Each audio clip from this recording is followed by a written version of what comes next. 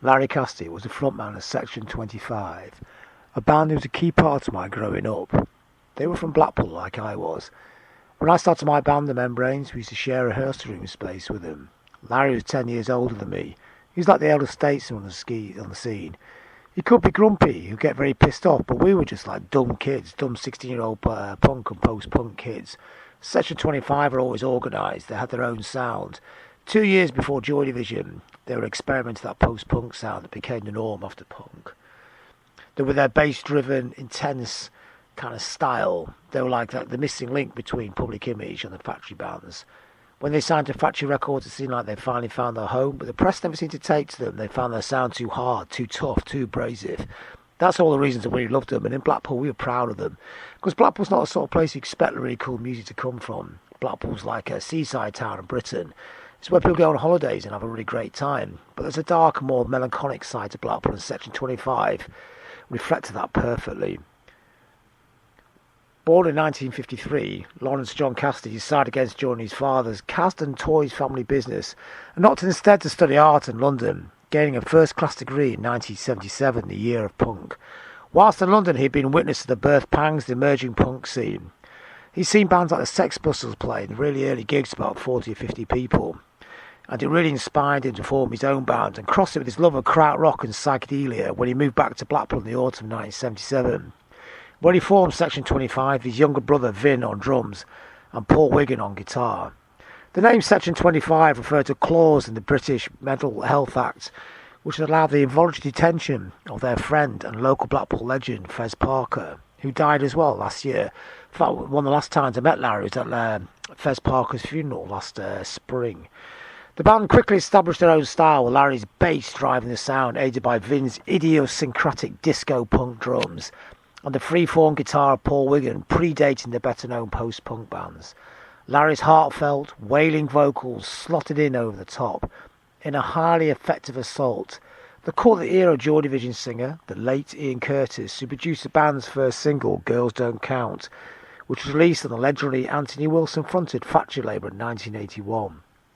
Hampered by a music press that didn't understand them, and by comparisons to Joy Division that were unwarranted, Section 25 were mistakenly seen as one of the lesser Factory acts when, in fact, according to Peter Hook, they were one of the very few bands who actually made a profit for the label.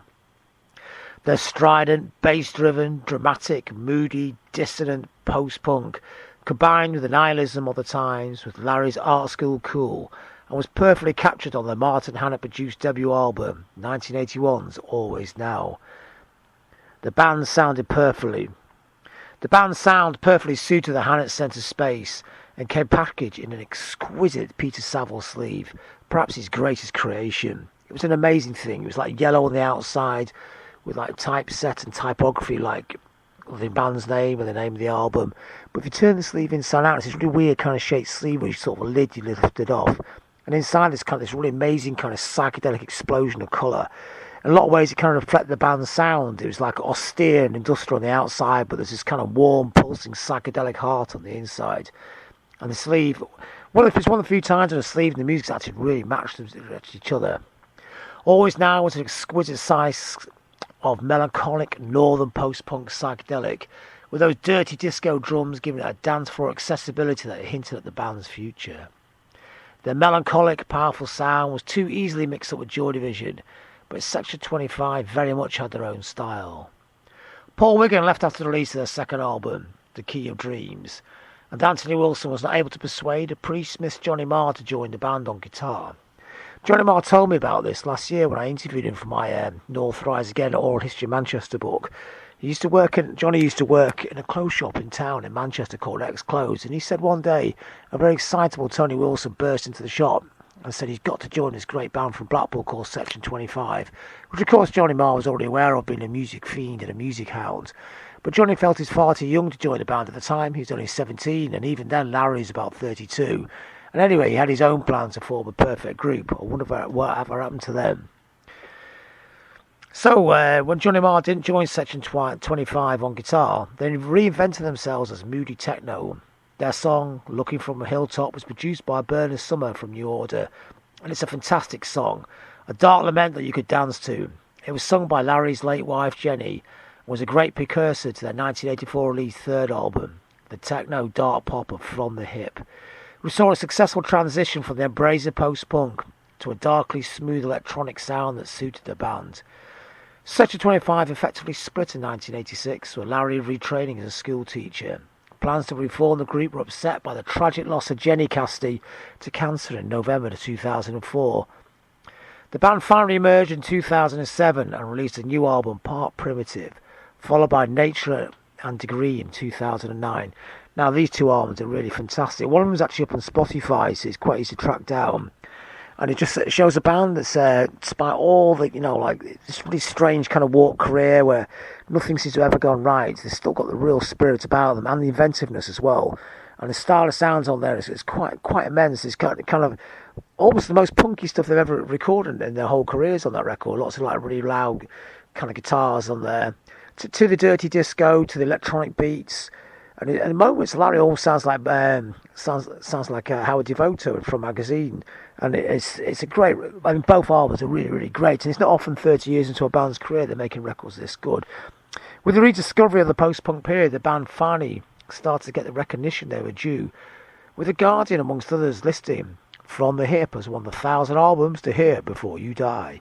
They toured Europe with Peter Hook guesting on bass on the back of the resurgent interest, and played their final gig at the historic Planet K venue in Brussels on the 12th December 2009. At the time of Larry's death, the remix album Retrofit was almost complete. The last time I saw Section 25 play, Larry was singing the words off a mic stand. Larry was singing the words off a music stand, as eccentric and charismatic as ever, looking wizened but with a far more jolly demeanour and childlike enthusiasm than 30 years ago, when my band, The Membrane, used to share rehearsal space with him. We hung out and laughed at the ridiculousness of it all, with Larry's mischievous twinkle in his eye decorating his thoughts.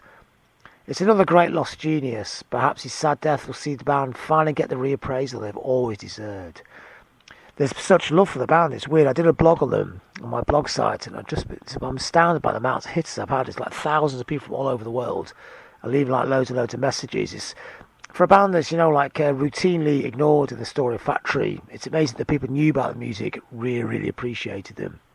Section 25 records stand the test of time and have been highly influential. They capture the darkness of the period and with the fierce intelligence of their willful frontman. The band was psychedelic renegades who somehow shoehorned their breadth of vision into a tough disco punk of their own. They predated Joy Division and the rest of the great post-punk bands, and fully deserve exploration and merit memory of their brilliant creator.